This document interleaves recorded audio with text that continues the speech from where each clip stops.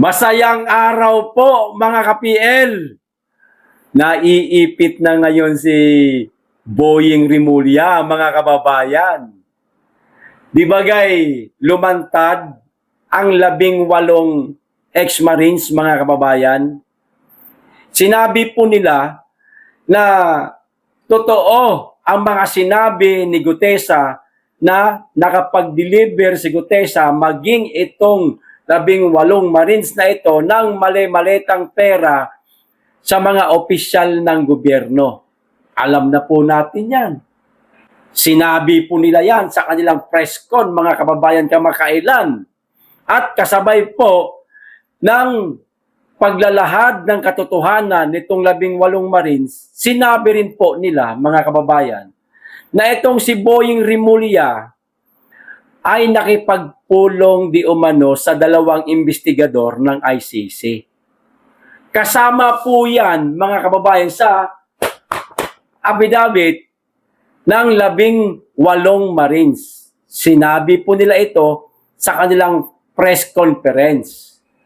Pero si Boying Rimulya, mga kababayan, parang pilit niyang pinasisinungalingan ang sinabi ng 18 Marines, lalong-lalo na po sa mali-malitang pera.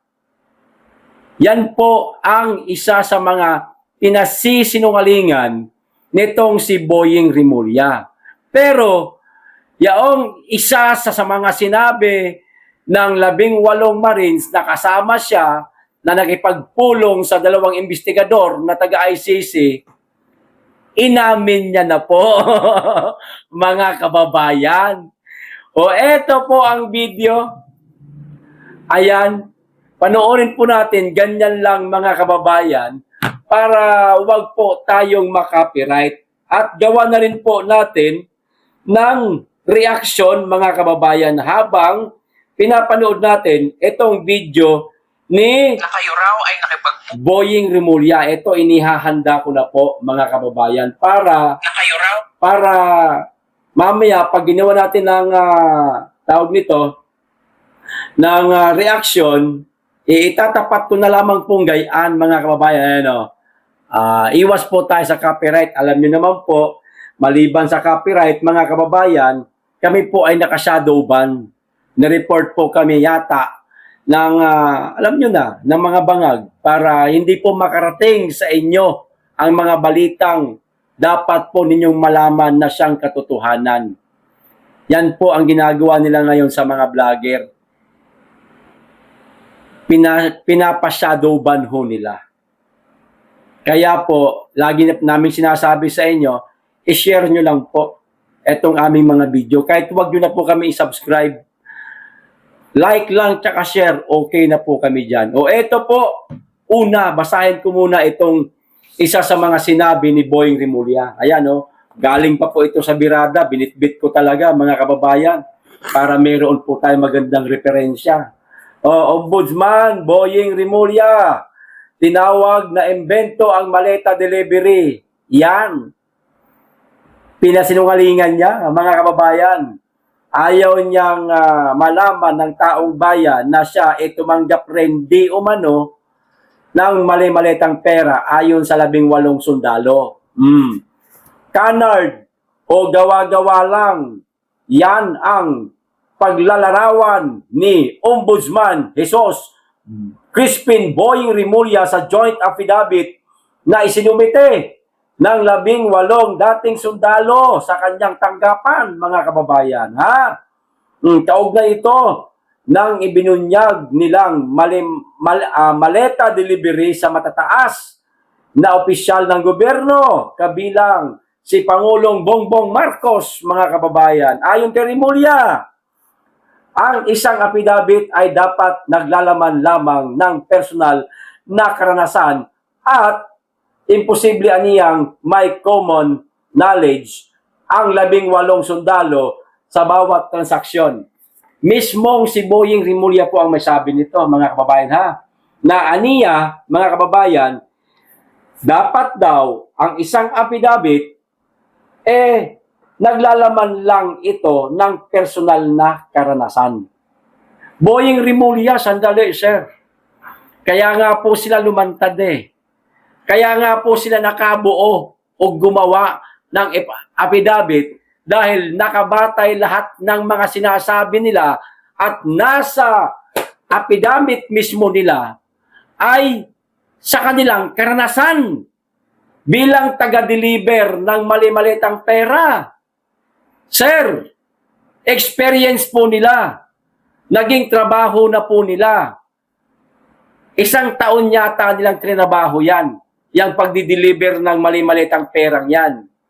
Karanasan po nila. Ombudsman Boying Rimulya, meron po bang mali sa ginawa nitong 18 ex-Marines, Sir Boying Rimulya? Di bagay, karanasan nga nila. Oh, ito pa isa sa mga sinabi niya. Common knowledge. Wala di umanong common knowledge, mga kababayan, ang 18 sundalo sa bawat transaksyon.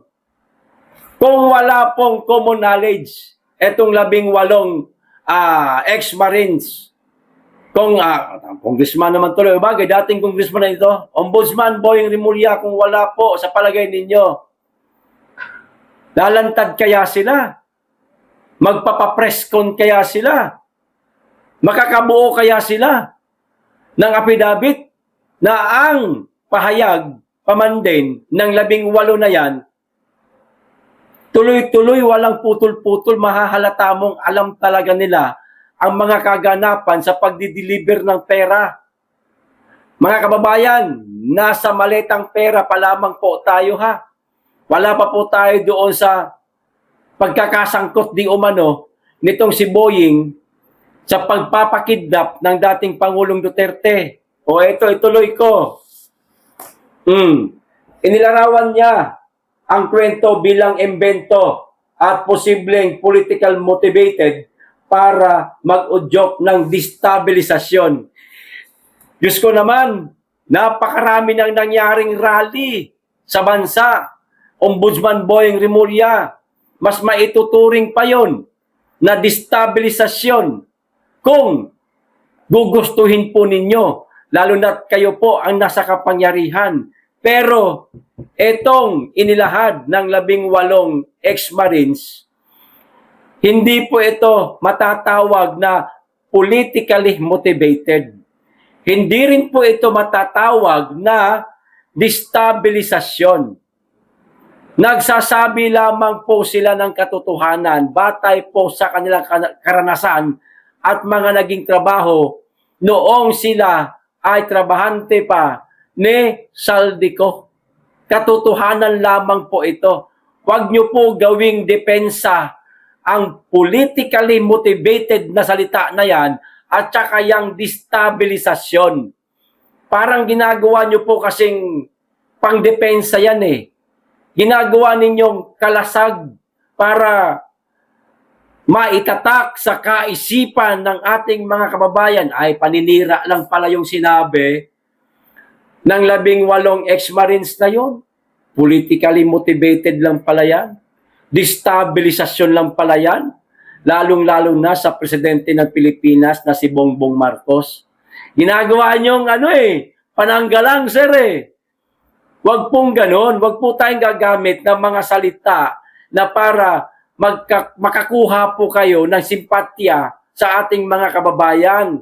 Dahil ang karamihang Pilipino ngayon, saan man kayo magtanong, gumawa man kayo ng survey, alam na po nila ang katotohanan na mayroong nangyayaring korupsyon ngayon sa ating bansa.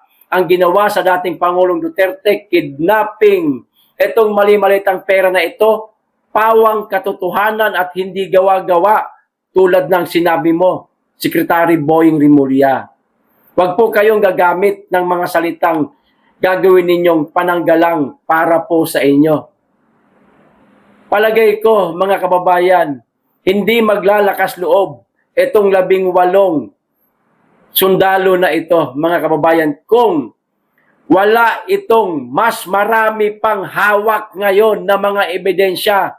Siguradong mas marami pang ebidensyang hawak ito na ilalabas, mga kababayan, kung sakasakali man na ipatawag sila sa isang pagdinig katulad sa Senate Blue Ribbon Committee na ngayon, inutil na, wala nang bibig, wala nang kakayahang mag-imbestiga kasi nga naman, kung buksan ulit nila ang investigasyon, lalong-lalo na sa mga pasabog ng 18 Marines na ito, marami silang madadali.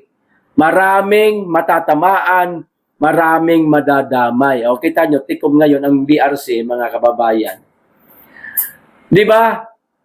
Sa madaling salita, mga kababayan, pilit po nilang pinasisinungalingan ang sinasabi ng 18 Marines na yan. Ngayon, tulad nga ng naibungad kong sinabi sa inyo, mga kababayan, na umamin na si Boying Rimulya na siya nga ay nakipagpulong sa dalawang investigador ng ICC o eto po ang kanyang video, mga kababayan.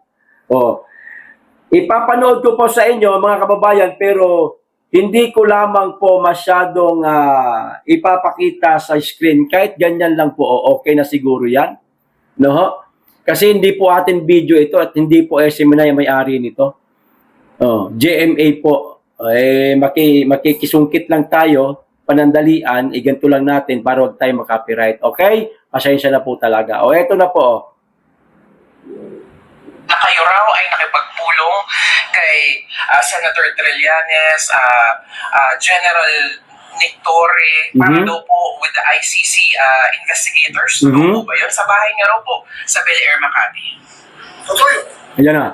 Nag-uusap ako sa Trillanes, pinakilala niya sa akin yung ICC, yung ibang dalawang personal na ICC. Kasi nga, meron kami usapan na ang testigo dapat protektahan.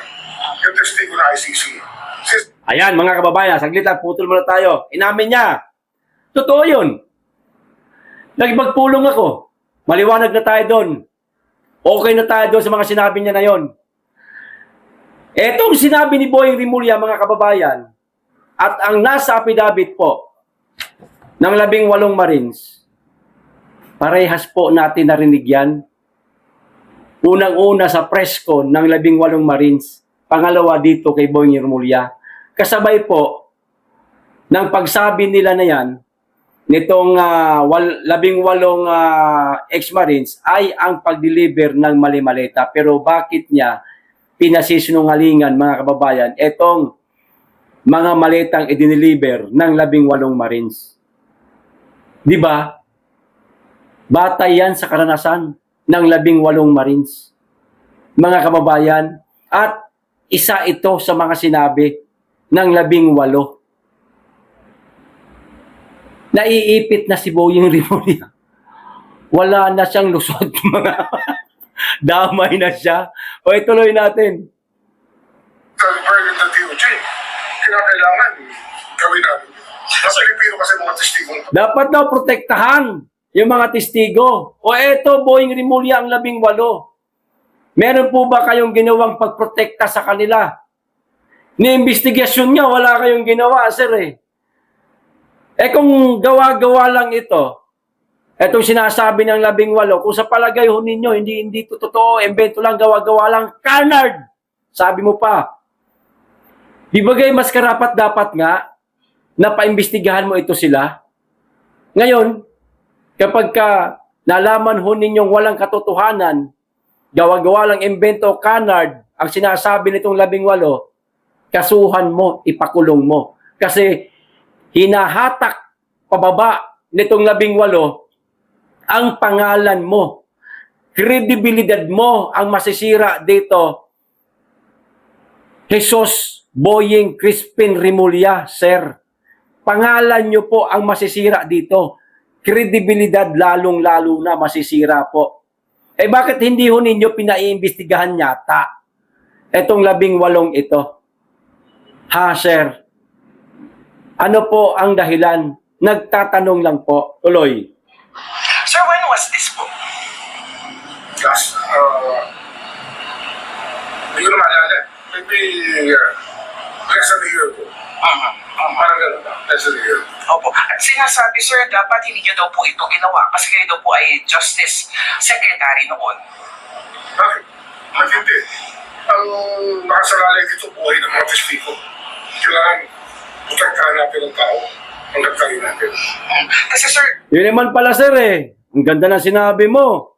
Nakasalala dito ang mga buhay ng mga Pilipino. Teka, paano po yung sari-sariling buhay ho ninyo sir? Ayan o, ang 18.